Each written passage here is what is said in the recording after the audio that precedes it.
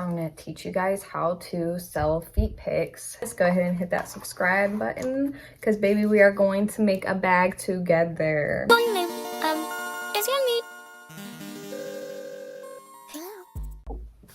What's up you guys, it's Debbie and I'm back with another video. If you guys are new to my channel, make sure that you go ahead and hit that like and subscribe button. We do a little bit of literally everything on my channel, always showing you guys that you don't have to niche down to make a career out of YouTube. So today we're going to be talking about how to sell feet pictures. I know, again, but it seems like no matter how many videos I make, there's always more questions that you guys have. So I went back and I wrote down a bunch of those questions and we're gonna go through all of them today. And then we're also just gonna kind of reiterate everything from before. So, yeah, so I'm gonna teach you guys how to sell feet pics successfully.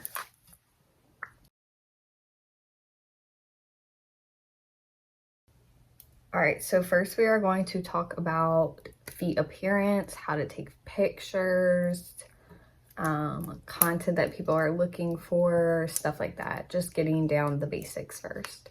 So first is feet upkeep.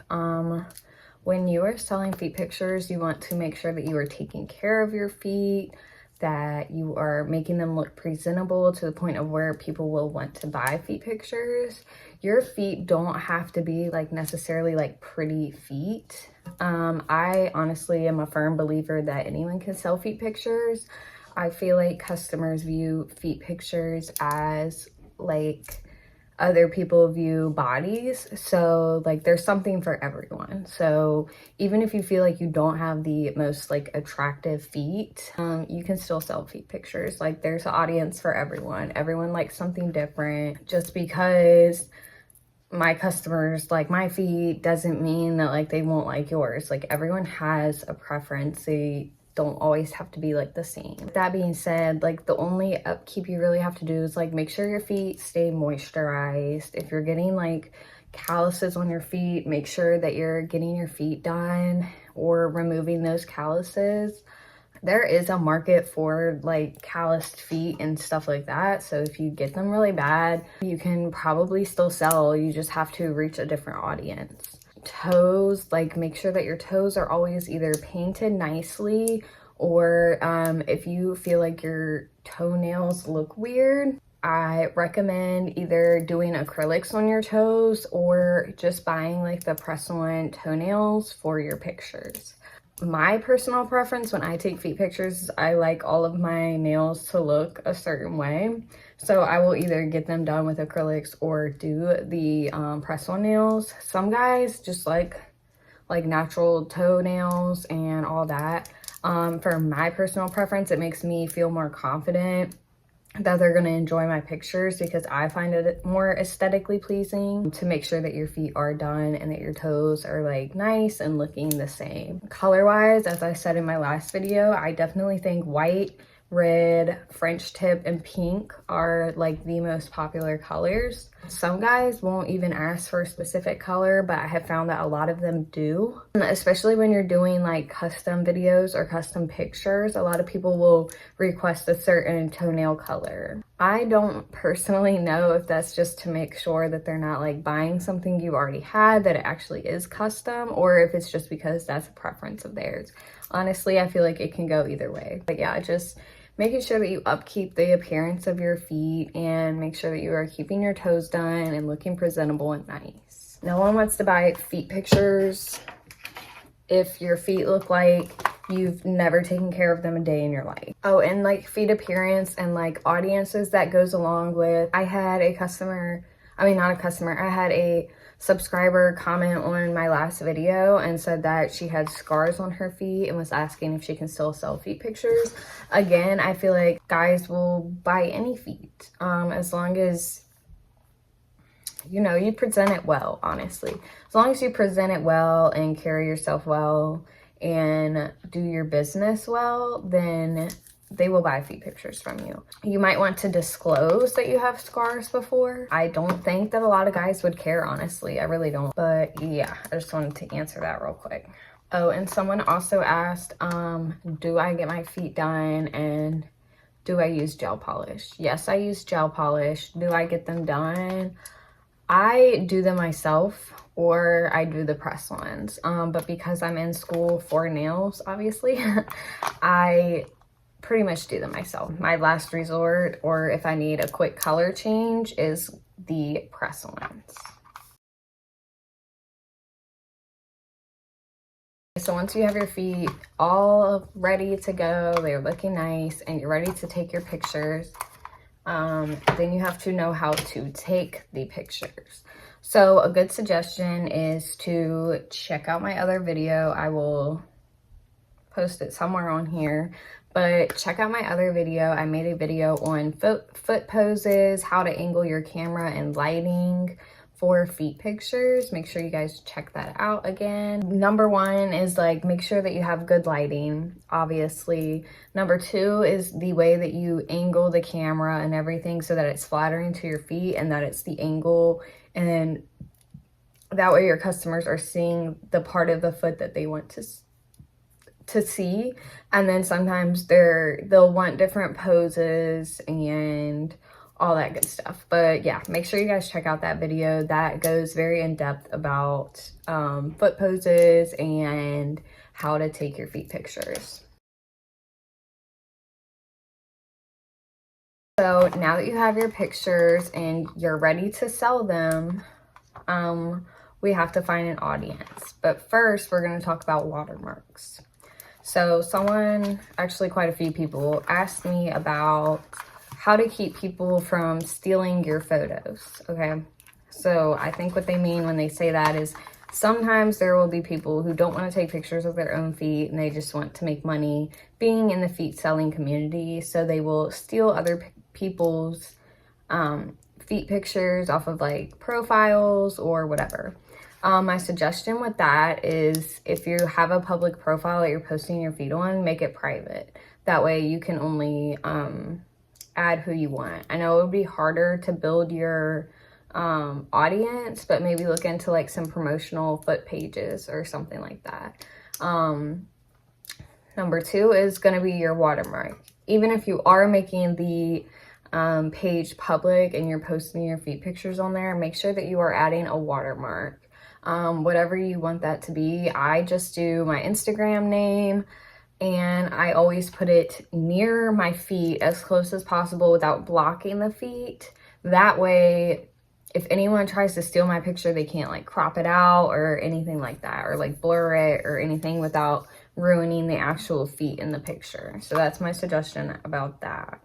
So someone asked me, do you run a video and then take pictures of the feet poses that you want? No, I don't. The only reason I was doing that was specifically for the YouTube video, so that you guys could see how I pose. I actually take photos of my feet with my phone. Okay, so now we're going to talk about how to sell your photos, how to price them, all that good stuff. The number one question I had when I started selling feet pictures was, how do I price my photos? And there's not a lot online that really explains how to price your photos. I know it is going to vary person to person, depending on how big your audience is and everything like that. But I'm going to tell you guys how I started pricing mine, because I wanted to be fair and be able to build my audience, but I also wanted to be able to make good money doing that. So when I first started, I sold my photos at $5 a photo. I did this because I wanted to attract customers, but I didn't want like my pricing like deteriorating them or like making them like run away because it was too much. And I didn't know how to price my feet pictures. So I felt like $5 was a good starting point. I did make my first few sales, and then I actually had one of the customers that bought from me tell me that I should higher my prices because $5 was really low. Then after, I want to say like my first 5 to 10 buyers or so, I hired up to $10 a picture.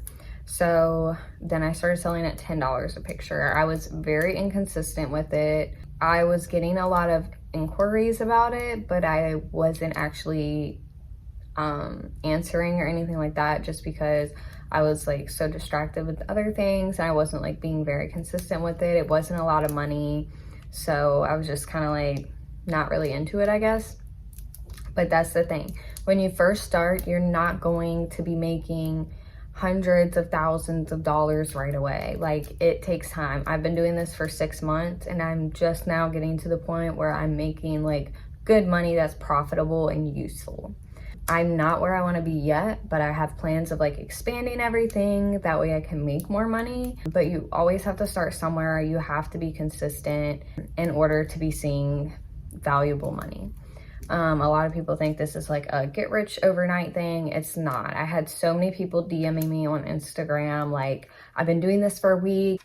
They're like, you know, I've been doing this a week and I haven't been making any money. Like, that's because it takes time. You have to build an audience. You have to be consistent. You have to work for it. So after I raised my prices, I raised them up to $10 a picture. I did quite a few sales at $10 a picture, and then that's when I started getting lazy with it and not really being consistent. So I was still constantly getting DMs, but I was ignoring a lot of people because I just my mind wasn't there. I wasn't being consistent. I wasn't getting rich like I thought it would. When I did decide to resume, because I was getting so many DMs about buying pictures, I decided like, hey, you know, I'm going to get back into it. I'm going to be consistent. I'm going to see how far I can go with this. So when I came back, which was here recently, I started selling at $15 a picture. I already pretty much had pretty high demand at this point. I had a lot of people DMing me about it. So I figured it was a good time to up my price, getting back into things. And so I did $15 a picture. I still am selling at $15 a picture. And I have been able to make pretty great money at this price point. I've been making $100 sales, $200 sales, $70 sales. And I know that doesn't sound like a lot, but when you add it all up, it does become a lot. And it is helpful to have that extra money, especially when I'm just sitting here at my house, like not doing anything, and I'm able to sell pictures and make money and not really have to do a lot. So that's great.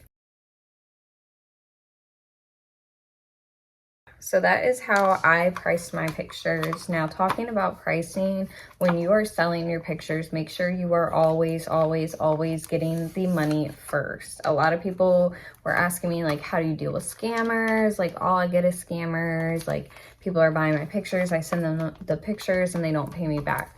Well, that's because they can tell that you're new at this and that you don't know what's going on.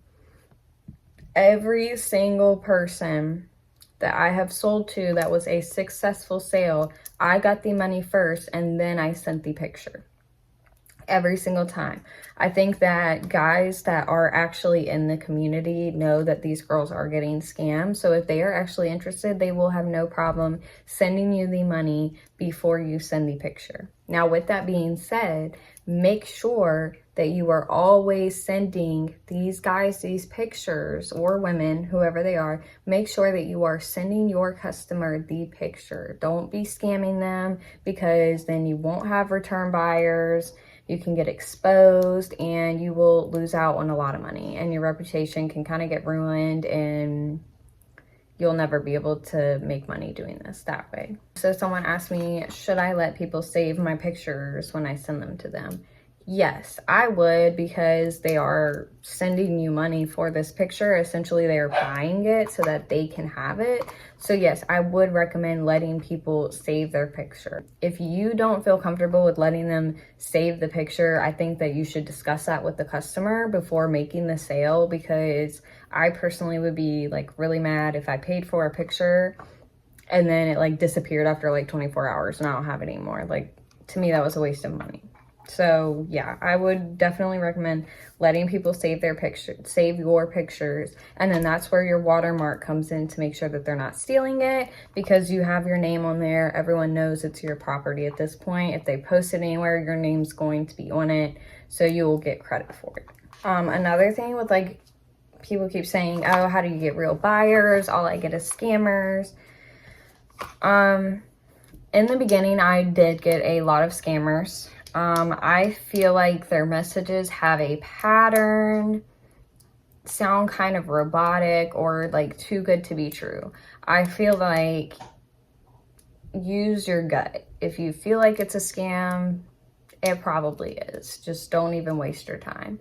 But, you know, if you feel pretty confident about it, it seems like a genuine buyer, then go for it. But yeah, with these hashtags and the algorithm or method that you have to use to attract buyers, you will get a lot of scammers and comments and pretty much like junk on your page because of it. I have to go through and like delete comments and delete DMs all the time.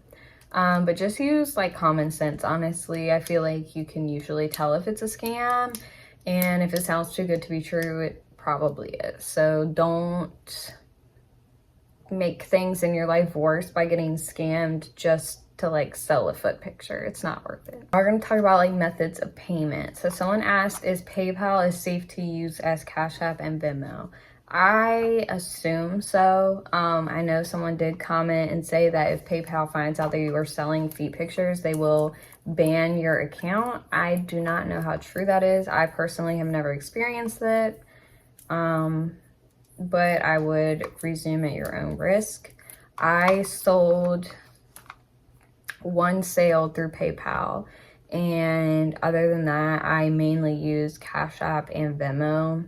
A lot of people have moved over to Cash App and Venmo, so I have been getting a lot more on Cash App recently. And those are like my main payment methods. I do use PayPal, like if the person has nothing else, but I essentially use PayPal and Cash App. And then someone asked me about where do I sell my pictures and how do I get clients? So I sell my pictures. I do all of my business through Instagram, off my main page. If someone DMs my nail page, I'm just like, hey, can you like DM my main page? And I'll send them the link or whatever. I don't do any foot business through my nail page. I do it all through my personal. But I do all of my sales through Instagram. I did recently do a sale through Dropbox the other day, and the only reason I did that is because it was a custom video and it was 4 minutes long, and that's a bit long to be putting on Instagram and they can't save it. So I did Dropbox. That was my first time. I didn't have any issues with it. The only thing with that is I would make sure that your geolocation is turned off on your photos just to be safe. That way people can't see where the photo is taken. But yeah, I do all of my sales through Instagram. And now we're going to talk about like how to get clients. So I got my clients by hashtagging my photos on my Instagram with feet hashtags. Like I sell feet pictures, feet pics for sale, custom feet pics for sale, feet queen, etc., etc. Now with the hashtags, I've said it before and I'm gonna say it again. With the hashtags, you cannot use the exact same hashtag on every single photo. You have to switch it up because Instagram will register that, and basically they will put you at the bottom of those hashtag lists because you're just copying and pasting the same one on every single photo. You can't do that. It'll mess the algorithm up and you won't get as much exposure as you would if you are rotating hashtags like every few pictures. I I also did notice that I gained a lot more customers after doing my YouTube foot videos. So I think that that's a great way to make money. I promote my feet videos on my YouTube, and I think that gave me a lot more exposure because I do have more exposure on YouTube than I do on my Instagram. So I think promoting myself on my YouTube channel definitely helped. I did get a lot more customers after doing that. I'm actually thinking about making another YouTube channel, like strictly just for like feet content. If you guys are interested in that, please give me a comment down below. If I get enough people interested, that might be something I will do. But yeah, I just was hashtagging. You can even like post like little previews on your page or on your story if you want to. I do know that hashtagging your stories actually kind of works better than just hashtagging the post, because if someone is looking at that hashtag at the time, your story is going to be like right at the top of the thing with the rest of the stories. And so you can get like a lot more exposure that way if it's like a very high demand hashtag that you're using. But with that being said, you don't want to use hashtags that are too saturated, that have like 3-4 million people or posts on them. You want to use hashtags that are kind of in a smaller range, that you have a better chance of showing up top for a while. I would say anywhere between like 10,000, like 20,000. You want to keep it high enough that you're getting good exposure, but kind of low enough that you're going to be prioritized. I think that's it for you guys. If I left anything out, please give me a comment down below. Also, make sure you guys like this video if it helped you. And if you're interested in seeing more content like this, go ahead and hit that subscribe button, because baby, we are going to make a bag together. So I will see you guys in my next video. Peace out.